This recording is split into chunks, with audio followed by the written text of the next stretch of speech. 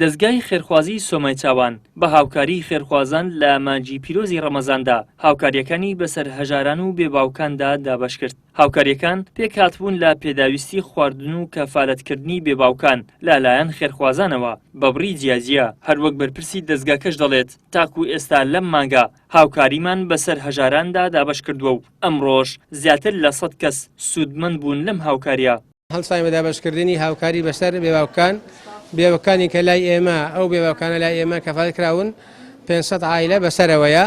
ئەمڕۆکە هاوکاریەکانیان پێدەدەین لەگەڵ هەر نەفەرە و سەبەتەیەک خۆراکیان پێدەدەین و ئەوەی قسمەتی گۆشتی وەرنەگرت بێتن ئینشاءالله گۆشتیشی پێدەدەین.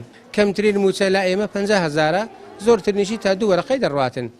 یعنی بەدەست ئێمە نییە دیاریکردنی موچەکەی. سوپاس خۆی گەورە دەکەین. تەبەن ئەم پرۆژەی ئێمە هەموو مانجێ بەو شێوەیەیە. بەس ئێستا چونکە مانجە ڕەمەزانەیە و ئەرزاقی لەگەردایە گۆشتی لەگەردایە.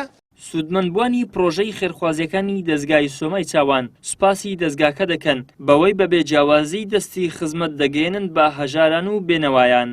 زۆر سوپاسی دەستگای سۆمای چاوان دەکەن ئەو خێرخوازنش کە یارمەتیان دەکەین. خوام رازیان حاصل کە جیان باش کە زۆر مەمنونین. زۆر استیفادەمان لێ کردی. خوا خێریان بدوسی، خوا یارمەتیمان دەدەن. زۆر سوپاس. خوا جیان بەهشت بکە ئینشاءالله کە منداڵیان درێژ بی. خوای 100 ئۆندەیان بداتی 1000 دەرکیان لێ بکاتەوە کە یارمەتیمان دەدەن. زۆر سوپاسیان دەکەین. 3 مانگە لێرە وەردەگرم. ئەرێ وەڵە 6 منداڵشمێ. زۆر سوپاسیان دەکەم. زۆر ڕێکوپێکن. زۆر یارمەتیمیاندایە. دەستیان خۆش بی. ئینشاءالله رب العالمین خێرەوان گەورەکێت وەکی وێ چاکیە وێ باشی گەمەتکن هەمی سەرێ مانگایەکی مانگێ خودی خێرەوان گەورەکێت ئینشاءالله رب العالمین بەدەستی زێدەکێت.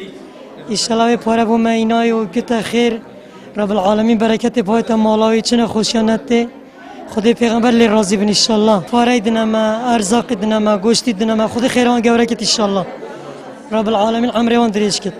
دەستگای خێرخوازی سۆمای چاوان دەستگایەکە لە ڕێگەی خێرخوازانەوە هاوکاری کەسانی هەژار و منداڵانی بێسەرپەرش دەکات کە هەر خێرخوازێک کەفالەتی بێباوکێک دەکات و لە ڕێگەی ئەو دەستگایەوە هاوکاریەکەی دەگەێنێت بە بێباوکان و هەژاران.